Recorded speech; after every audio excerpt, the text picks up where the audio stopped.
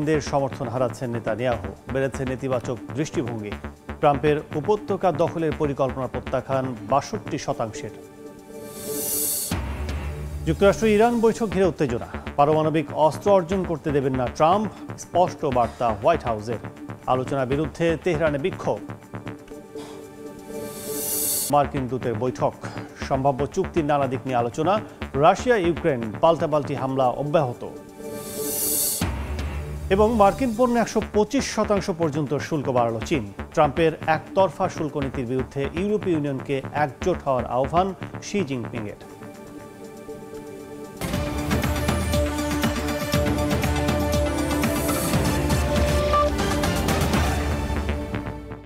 আন্তর্জাতিক সময়ের সঙ্গে আছে আমি কাজল আব্দুল্লাহ। গাজায় চলমান ইসরায়েলি আগ্রাসন এবার একদিনে মৃতের সংখ্যা দাঁড়িয়েছে ২০ জনে, যাদের বেশিরভাগই শিশু। একের পর এক বিমান হামলায় ধ্বংস হচ্ছে ঘরবাড়ি, হাসপাতাল এবং আশ্রয় নেয়া নিরীহ মানুষ। ইসরায়েলি সেনাদের মধ্য থেকেও উঠছে যুদ্ধ বন্ধের দাবি। তবে প্রধানমন্ত্রী বেনিয়ামিন নেতানিয়াহু সে আহ্বান দমন করতে হুমকি দিচ্ছেন সেনাদের বরখাস্ত করার। এদিকে গাজাবাসীর সাথে পাশে দাঁড়াতে ইয়েমেনে হাজারো মানুষ রাস্তায় নেমেছেন। নেতানিয়াহু হুমকি দিয়ে বলেন, কেউ বিদ্রোহে উস্কানি দিলে বা চাকরি করতে অস্বীকৃতি জানালে তাকে তাৎক্ষণিকভাবে বরখাস্ত করা হবে।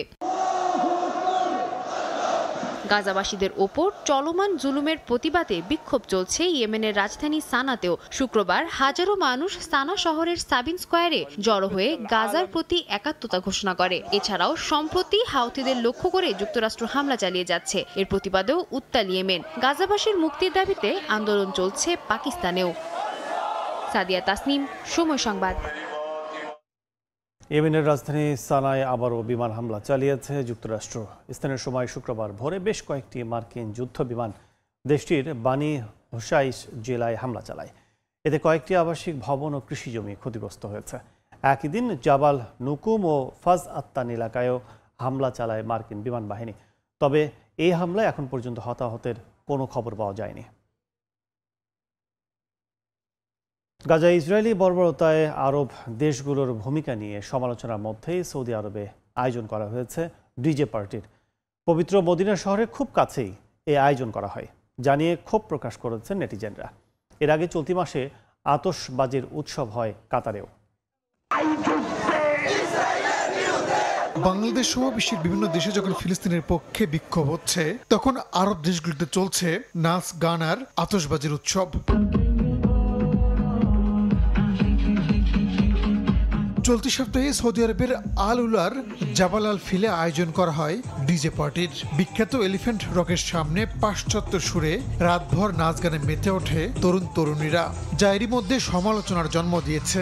সামাজিক মাধ্যমে ক্ষোভ প্রকাশ করছেন নেটিজেনরা। এর আগে চলতি মাসে উৎসবের আলোয় আলোকিত হয় কাতারের আকাশ। ইসরায়েলি বোমার আঘাতে যখন ফিলিস্তিন জ্বলছে, ঠিক তখন আতশবাজি প্রদর্শনে কোটি কোটি টাকা খরচ করেছে দেশটি। লুসাইল শহরের উৎসবে অ্যাক্রোব্যাটিক শো, আতশবাজি ও রাতের আকাশে ড্রোনের সাহায্যে বিভিন্ন আলোর খেলা দেখানো হয়। রাহানুল রানা, সময় সংবাদ। গাজায় ইসরায়েলি বর্বরতার জেরে প্রধানমন্ত্রী বেনিয়ামিন নেতানিয়াহুর প্রতি মার্কিনদের সমর্থন কমেছে। পিউ রিসার্চ সেন্টারের সাম্প্রতিক জরিপ বলছে ২০২২ সালের তুলনায় বর্তমানে নেতানিয়াহু প্রশাসনের প্রতি নেতিবাচক দৃষ্টিভঙ্গির হার বেড়েছে ১০%। পাশাপাশি ট্রাম্পের গাজা দখলের পরিকল্পনা প্রত্যাখ্যান করেন ৬২% মার্কিন নাগরিক। প্রশাসনের বিরুদ্ধে বিক্ষোভ ছড়িয়ে পড়েছে দেশে দেশে। এর জেরে ইসরায়েলের প্রতি সমর্থন কমতে শুরু করেছে মার্কিনদের। সম্প্রতি পিউ রিসার্চ সেন্টারের জরিপে উঠে এসেছে এ তথ্য।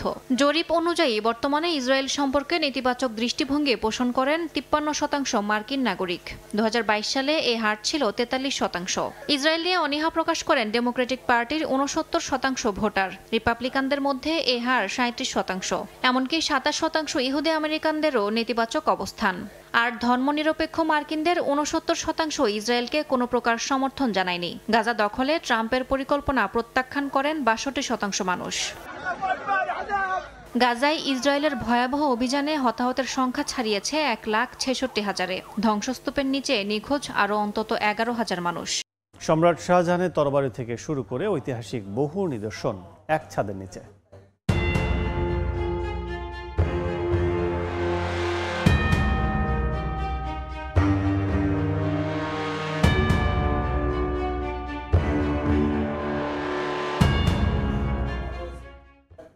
দুবাইয়ে অস্ত্র ও বর্মের 500 বছরের ইতিহাস নিয়ে ব্যতিক্রমী প্রদর্শনীর বিস্তারিত থাকছে সংবাদের শেষাংশে। আন্তর্জাতিক সময় আরও থাকছে, পাকিস্তানে আশ্রিত আফগানদের বিতাড়িত করার হুঁশিয়ারি ইসলামাবাদের, ভিসার সময়সীমা না বাড়ানোর কড়া বার্তা, তীব্র নিন্দা তালেবান সরকারের।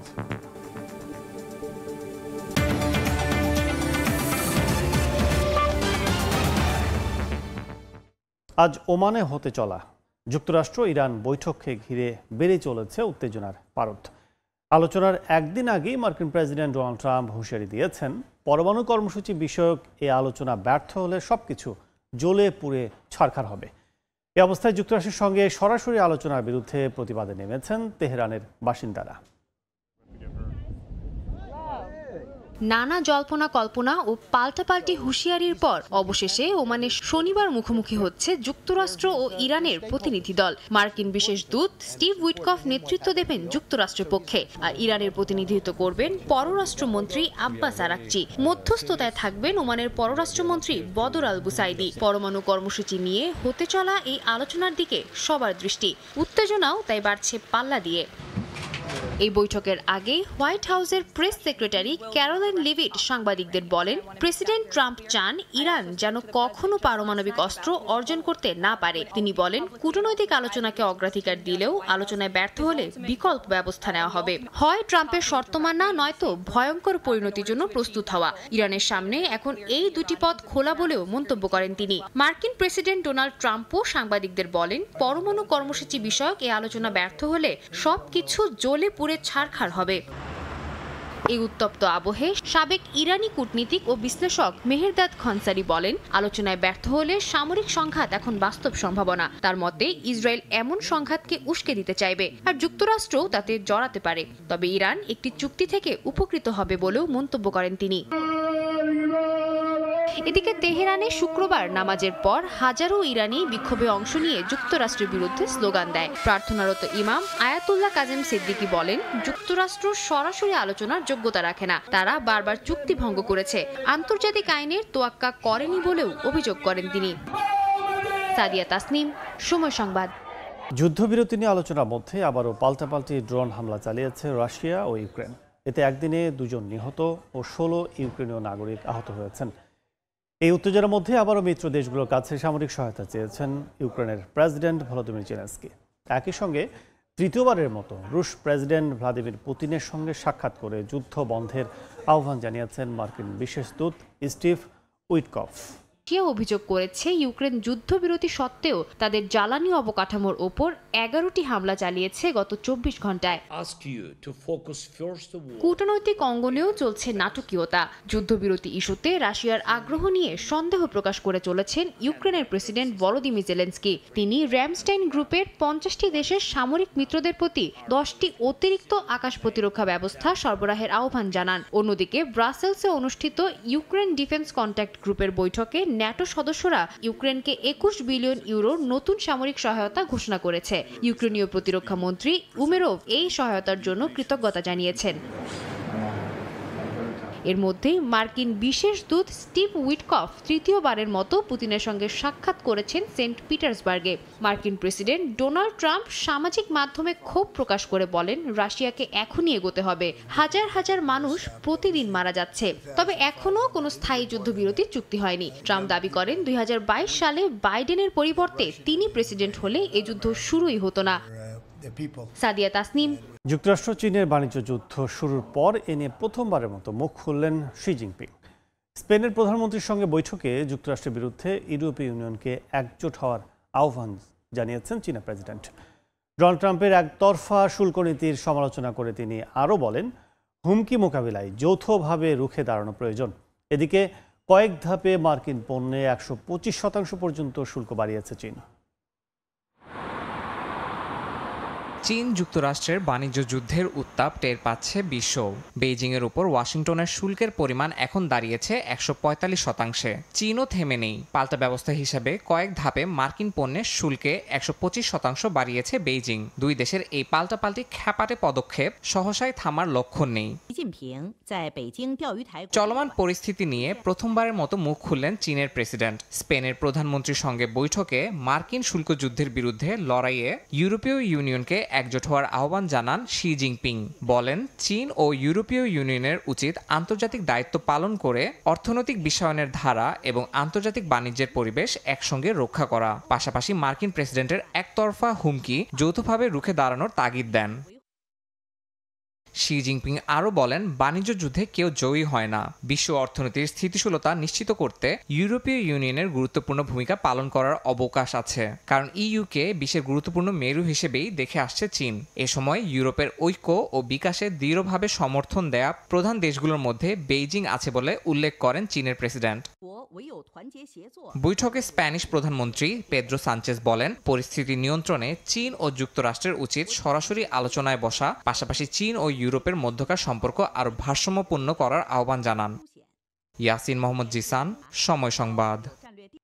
মার্কিন সংস্থা নাসার সঙ্গে মহাকাশ গবেষণা ও তথ্য আদান প্রদানের চুক্তিতে স্বাক্ষর করে বাংলাদেশকে স্বাগত জানিয়েছে যুক্তরাষ্ট্র।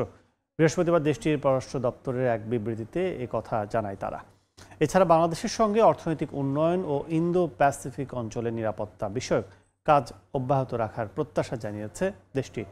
বিবৃতিতে বলা হয়েছে, 54তম দেশ হিসেবে আর্টেমিস চুক্তিতে স্বাক্ষরের মধ্য দিয়ে বাংলাদেশ মহাকাশ গবেষণা ও শান্তিপূর্ণ ব্যবহারের বৈশ্বিক প্রচেষ্টায় নতুন অধ্যায় সূচিত করল। এর আগে গেল মঙ্গলবার ঢাকায় অনুষ্ঠিত ইনভেস্টমেন্ট সামিটে আয়োজিত এক অনুষ্ঠানে বাংলাদেশ আনুষ্ঠানিকভাবে আর্টেমিস অ্যাকর্ডে সই করে।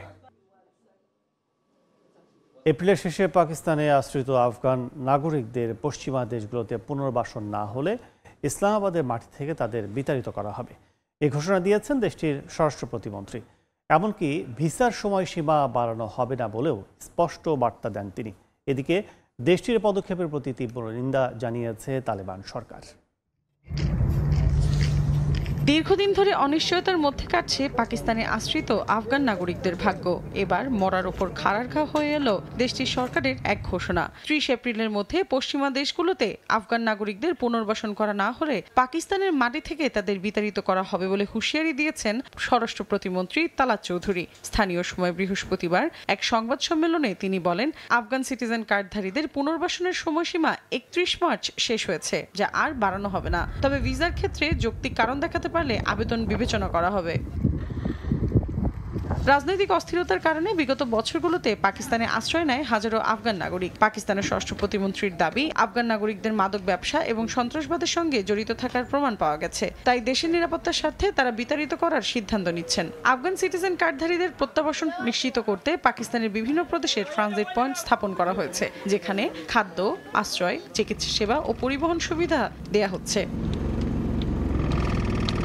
এদিকে এই প্রত্যাবাসনকে জোরপূর্বক হিসেবে দেখছে তালেবান সরকার। সম্প্রতি সামাজিক যোগাযোগ মাধ্যম এক্সের এক পোস্টে শরণার্থী ও প্রত্যাবাসন মন্ত্রণালয় জানায়, প্রতিবেশী দেশগুলো যে দুর্ব্যবহার করছে তা অগ্রহণযোগ্য এবং সহ্য করার মতো নয়। সমস্ত শরণার্থীদের তাদের অর্থ, সম্পত্তি ও জিনিসপত্র সঙ্গে নিয়ে যাওয়ার সুযোগ দেওয়া উচিত। আফগান অভিবাসীদের ইসলামাবাদ রাজনৈতিক উদ্দেশ্যে ব্যবহার করছে বলেও অভিযোগ তালেবান সরকারের। মৌসুমী সাথী, সময় সংবাদ। যুক্তরাষ্ট্রের সঙ্গে হওয়া দ্বিপাক্ষিক চুক্তির আওতায় এবার 191 অভিবাসীকে ভেনেজুয়েলায় ফেরত পাঠালো মার্কিন প্রশাসন। ডোনাল্ড ট্রাম্পের দ্বিতীয় মেয়াদের নতুন অভিবাসন নীতি কার্যকরের পর অভিবাসীদের ফেরাতে এটি 13তম ফ্লাইট। ক্ষমতায় এসে মার্কিনদের ভূমি থেকে অবৈধ অভিবাসীদের বিতাড়িত করার প্রতিশ্রুতি দিয়েছিলেন মার্কিন প্রেসিডেন্ট ডোনাল্ড ট্রাম্প। প্রেসিডেন্টের গদিতে বসেই প্রতিশ্রুতি পালনও করছেন অক্ষরে অক্ষরে। এখন পর্যন্ত বিভিন্ন দেশে অবৈধ অভিবাসী বহনকারী বেশ কিছু বিমান পাঠিয়েছেন তিনি। শুক্রবার সকালে কারাকাসের সাইমন বলিভার আন্তর্জাতিক বিমানবন্দরে অবতরণ করে যুক্তরাষ্ট্র থেকে ভেনেজুয়েলান অভিবাসীদের বহনকারী একটি বিমান। এতে 175 জন পুরুষ ও 16 জন নারী সহ মোট 191 জন অভিবাসী ছিলেন। ভেনেজুয়েলার পরিবহন মন্ত্রী রামন ভেলাস্কেজ জানান, ফিরিয়ে আনা ব্যক্তিদের মধ্যে দুজনের বিরুদ্ধে ইন্টারপোলের রেড নোটিশ জারি ছিল। কলম্বিয়ার কর্তৃপক্ষ এই তথ্য জানায় বলে দাবি করেন তিনি। এখন পর্যন্ত মোট 2557 জন নাগরিক স্বদেশে ফিরলেন। তাদের আমরা স্বাগত জানাচ্ছি, যাতে তারা আমাদের দৈনন্দিন অর্থনৈতিক ও সামাজিক কর্মকাণ্ডে যোগ দিতে পারেন। এ সপ্তাহে এটি দ্বিতীয় ফ্লাইট এবং ট্রাম্পের বড় পরিসরের নির্বাসন কার্যক্রম শুরুর পর থেকে এটি 13তম ফ্লাইট। এ ধরনের প্রত্যাবাসন কার্যক্রম শুরু হয় জানুয়ারিতে, যখন ট্রাম্প প্রশাসনের বিশেষ দূত রিচার্ড গ্রেনেল কারাকাস সফর করে দ্বিপাক্ষিক চুক্তি চূড়ান্ত করেন। এই চুক্তির ভিত্তিতে বাড়ি ফিরলেও এই অভিবাসীরা অজানা ভবিষ্যৎ নিয়ে উদ্বেগে দিন কাটাচ্ছেন। সাদিয়া তাসনিম, সময় সংবাদ। ইতালির সিসিলির মাউন্ট এটনা আগ্নেয়গিরি থেকে আবারও শুরু হয়েছে আগ্নেয়পাত। শুক্রবার এই আগ্নেয়গিরির দক্ষিণ পূর্ব দিক থেকে আকাশে উড়ে যায় আগুনের ফুলকি ও কালো ধোঁয়া। ইতালির ভূকম্প ও আগ্নেয়গিরি গবেষণা প্রতিষ্ঠান INGV জানিয়েছে, আগ্নেয় কম্পনের মাত্রা কিছুটা কমলেও তা এখনও তুলনামূলকভাবে অনেকটাই বেশি। গর্ত থেকে বারবার ছিটকে বের হচ্ছে আগুন আর ছাই ছড়িয়ে পড়ছে আকাশে। এমন অবস্থায়ও কাতানিয়ার আন্তর্জাতিক বিমানবন্দর খোলা থাকলেও বিমান চলাচলে সতর্কতা জারি করা হয়েছে।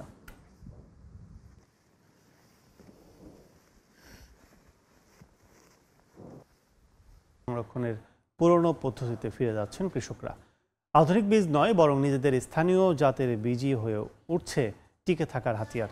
ফলে শুকনো মৌসুমেও কিছুটা হলেও মোকাবিলা করা যাচ্ছে খাদ্যের অভাব। কৃষকদের বিশ্বাস, প্রাকৃতিকভাবেই অভিযোজিত দেশীয় জাতের ফসলই রুখতে পারবে দুর্ভিক্ষ আর খরার ধাক্কা।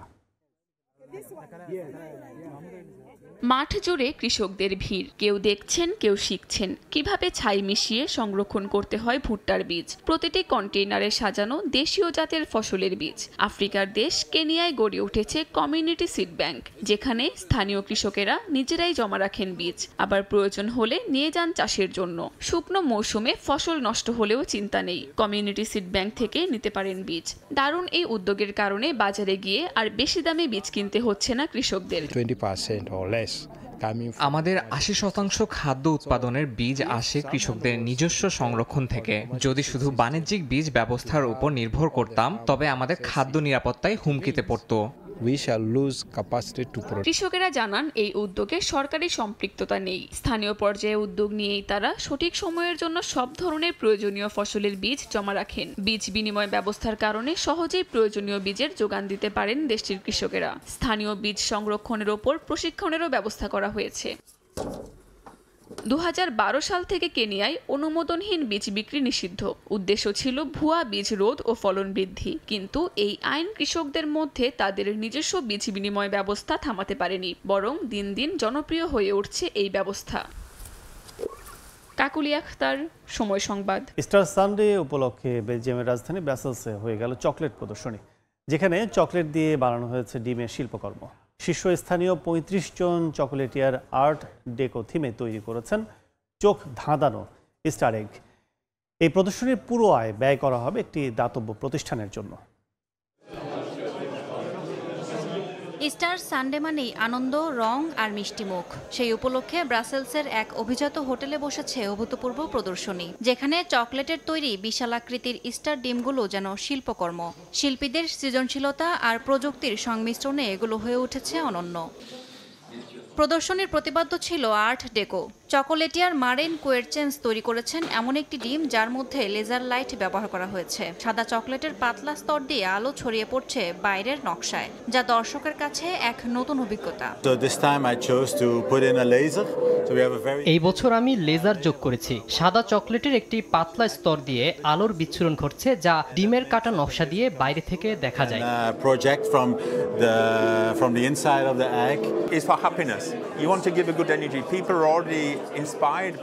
চকলেট মানেই আনন্দ, আর এই প্রদর্শনী থেকে যে পুরো অর্থ আসবে তা দেওয়া হবে ব্রাসেলসের সেন্ট পিয়েরে হাসপাতালে। এতে করে আমরা আনন্দের সঙ্গে সাহায্য করতে পারছি।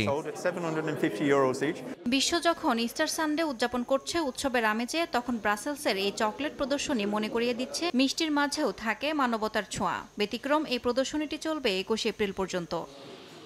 ইয়াসমিন অনন্যা, সময় সংবাদ। সৌদি আরবে আনুষ্ঠানিকভাবে কার্যক্রম শুরু করল টেসলা। দেশটির বৈদ্যুতিক গাড়ির নীতিতে একটি বড় পরিবর্তন ইঙ্গিত। সৌদি সরকার ইলন মাস্কের সঙ্গে সম্পর্ক জোড়া লাগিয়ে ভবিষ্যতের প্রযুক্তিতে এগিয়ে যাচ্ছে। পাম গাছ ঘেরা করিডোরে রাখা নতুন মডেল ওয়াই এবং বহুল আলোচিত সাইবার ট্রাক, বিশাল স্ক্রিনে মরুভূমি চষে বেড়ানো টেসলা গাড়ির প্রচারণা। এভাবেই সৌদি আরবে যাত্রা শুরু করল মার্কিন বৈদ্যুতিক গাড়ি নির্মাতা প্রতিষ্ঠান টেসলা। বিশ্বজুড়ে বিক্রি কমায় সৌদির বাজারে প্রবেশ টেসলার জন্য সময়োপযোগী সিদ্ধান্ত বলে মনে করছেন অনেকে। পণ্যের মেয়াদ, প্রতিযোগিতা আর মাস্কের বিতর্কিত রাজনৈতিক সংশ্লিষ্টতার কারণে 3 বছরের মধ্যে সবচেয়ে দুর্বল পারফরম্যান্সের মুখে তার কোম্পানি। অন্যদিকে সৌদি আরব এখন বৈদ্যুতিক গাড়িকে ভবিষ্যতের জ্বালানি হিসেবে দেখছে। 5 বছরের মধ্যে 30% যানবাহন বৈদ্যুতিক যানে রূপান্তরের পরিকল্পনা করছে দেশটি। যদিও 2024 সালে দেশ জুড়ে মাত্র 101টি চার্জিং স্টেশন ছিল, সেখানে প্রতিবেশী সংযুক্ত আরব আমিরাতে সংখ্যাটা ছিল 261। টেসলা প্রথম ধাপে 3টি শহরের চার্জিং স্টেশন বসানোর পরিকল্পনা করেছে।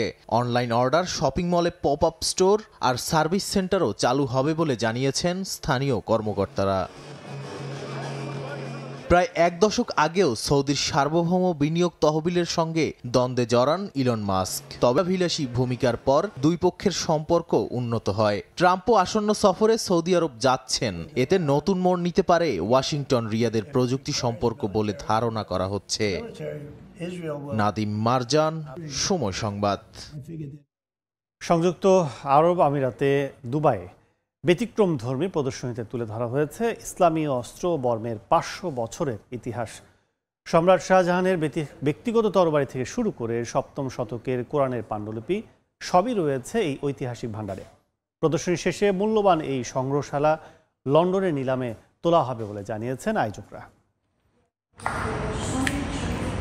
500 বছরের ইতিহাস, নান্দনিকতা আর শাসকদের ব্যক্তিগত অস্ত্রের মাধ্যমে ইসলামী সাম্রাজ্যের রাজকীয় উত্তরাধিকার যেন ফিরে এসেছে দুবাইয়ের এই কক্ষটিতে। দুবাইয়ের সথেবিচ নামের শোরুমে সাজিয়ে রাখা হয়েছে 5 শতকের ইতিহাস ও শিল্পকৌশল। এই অনন্য সংগ্রহ সম্ভব হয়েছে ফরাসি পণ্ডিত ও সংগ্রাহক ফিলিপ মিসিডিয়ের 50 বছরের সাধনায়।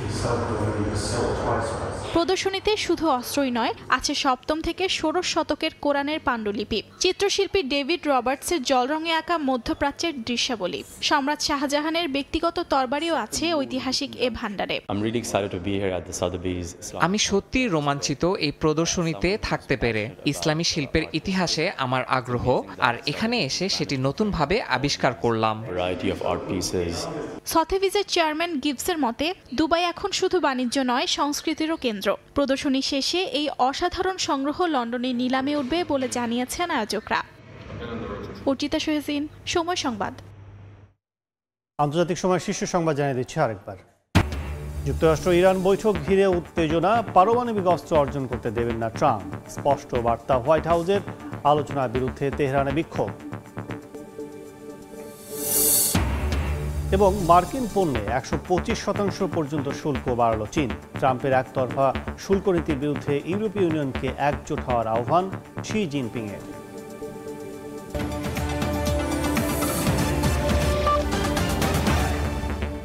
এই ছিল আন্তর্জাতিক সময়। সঙ্গে থাকুন সময়ের।